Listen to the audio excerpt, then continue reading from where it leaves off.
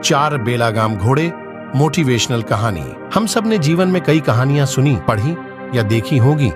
इनमें से कुछ एक कहानियां ऐसी होती हैं जो हमारे मन पर गहरी छाप छोड़ जाती हैं। आज मैं आपके समक्ष ऐसी ही एक मोटिवेशनल हिंदी स्टोरी लाया हूं जो आपको मोटिवेट तो करेगी ही, साथ ही आपको अपने आप को इम्प्रूव करने का रास्ता भी बताएगी।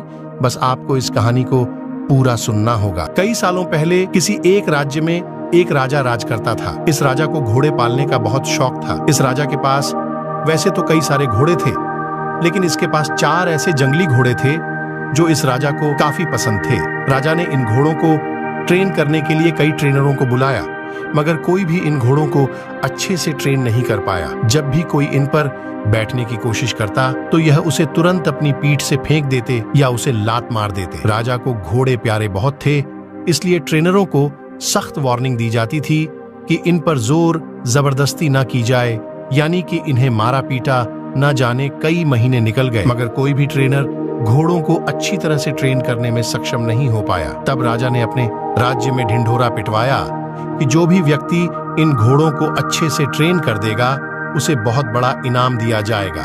कुछ दिनों बाद एक युवा ट्रेनर राजा के पास आया। राजा ने अपनी शर्त की घोड़ों की ट्रेनिंग बिना मार पिटाई होनी चाहिए, ऐसा उस युवा को बताई। युवा ने राजा की शर्त मान ली और अपनी तरफ से भी राजा के सामने 2 शर्तें रख दी। युवा ट्रेनर बोला, मैं आपकी हर शर्त मानने के लिए तैयार हूँ, मगर मेरी भी 2 शर्तें हैं। जो आप मानो तभी मैं आपके घोड़ों को ट्रेन कर पाऊंगा। राजा ने कहा, पहले शर्तें तो बताओ। ट्रेनर बोला, पहली शर्त है कि मुझे इन घोड़ों को ट्रेन करने के लिए कुछ महीने या पूरा साल भी लग सकता है, उतना वक्त दिया जाए। और दूसरी शर्त यह है कि इन घोड़ों के खाने पीने रहने का बंदोबस्त पूरा मुझ पर छोड़ दिया जाए। राजा के पास कोई और विकल्प था नहीं। कोई भी ट्रेनर आज तक घोड़ों को टर्न करने में सफल नहीं हो पाया था और अब तो नए ट्रेनर्स भी आने बंद हो गए थे। राजा ने युवा ट्रेनर की सारी शर्तें मान ली और घोड़े उसे सौंप दिए। युवा ट्रेनर अगले दिन से ही एक बड़े से बाड़े में इन घोड़ों लेकर गया और वहां सबको खुला छोड़ दिया। ट्रेनर बाड़े के किनारे किनारे पर दौड़ने लगा।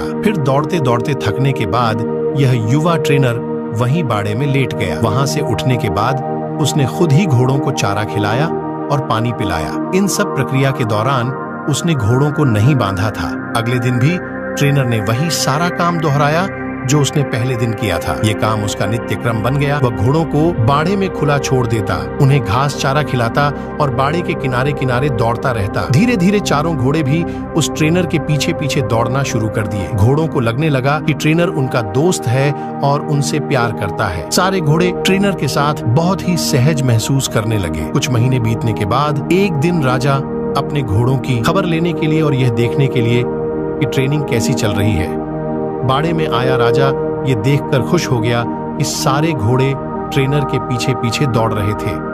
राजा को अब यकीन हो गया कि यह ट्रेनर ही उसके घोड़ों को ट्रेन कर सकता है। राजा खुशी खुशी वहां से चला गया। देखते ही देखते 1 साल बीत गया। तब जाकर युवा ट्रेनर ने राजा को संदेशा भिजवाया कि घोड़े पूरी तरह ट्रेनिंड हो चुके हैं, सो राजा एक बार आकर देख ले। राजा की हाजिरी में युवा ट्रेनर ने एक के बाद एक सभी घोड़ों की सवारी की और उन्हें मनचाही जगह पर ले जाकर दिखाया। राजा यह देखकर बहुत खुश हो गया। राजा ने युवा ट्रेनर से पूछा कि मुझे तुम बताओ कि तुमने यह कैसा किया।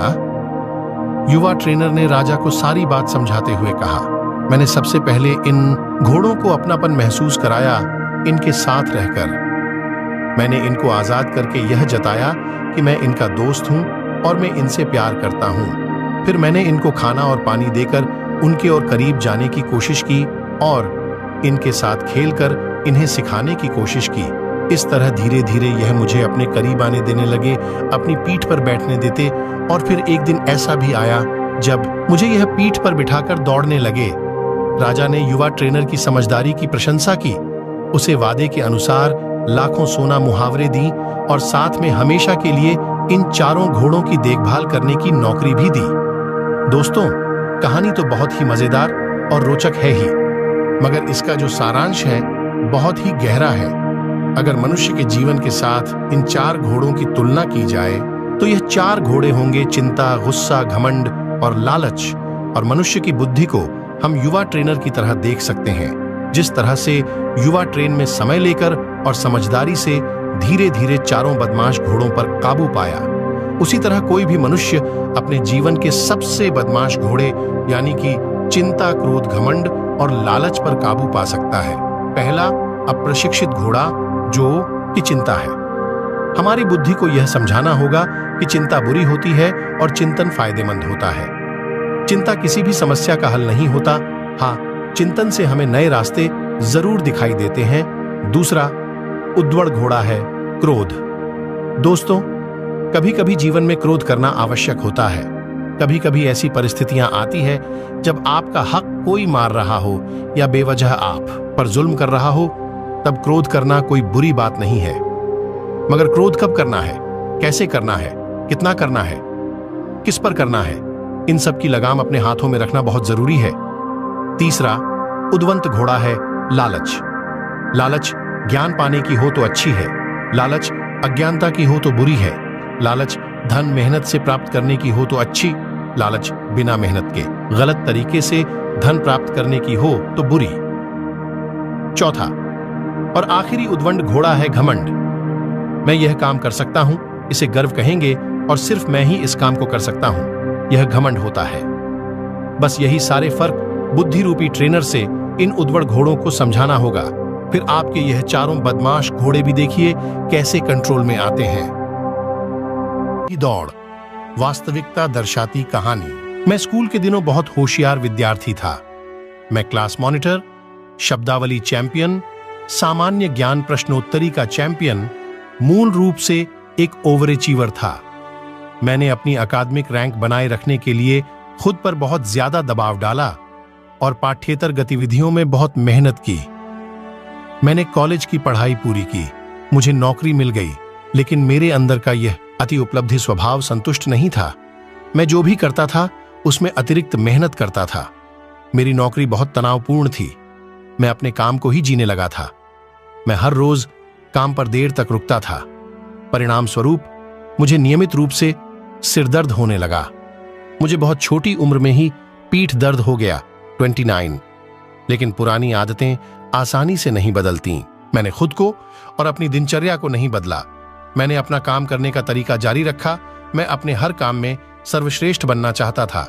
सिरदर्द जारी रहा और समय के साथ और भी बदतर हो गया। जब मैं केवल 21 वर्ष का था, तब मुझे रक्तस्रावी आघात हुआ, जिससे मेरा दाहिना भाग लकवाग्रस्त हो गया। मेरी आवाज चली गई थी और मैं मुश्किल से चल पा रहा था। मैं अपने दाहिने हाथ का उपयोग नहीं कर पा रहा था। हालांकि मैं 95% ठीक हो गया हूं, लेकिन इसमें मुझे 2 साल लग गए। मैं अब खुद को तनावपूर्ण माहौल में नहीं देख सकता।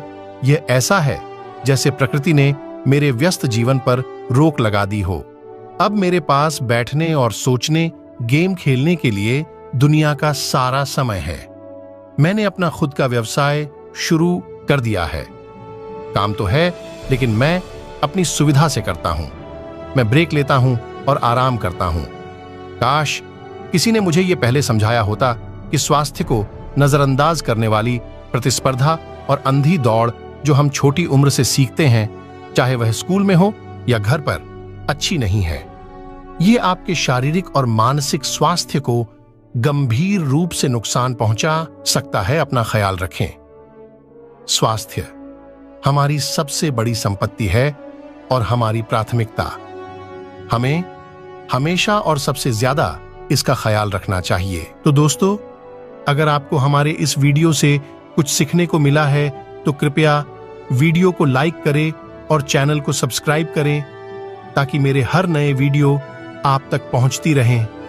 आपका दिन शुभ हो। धन्यवाद।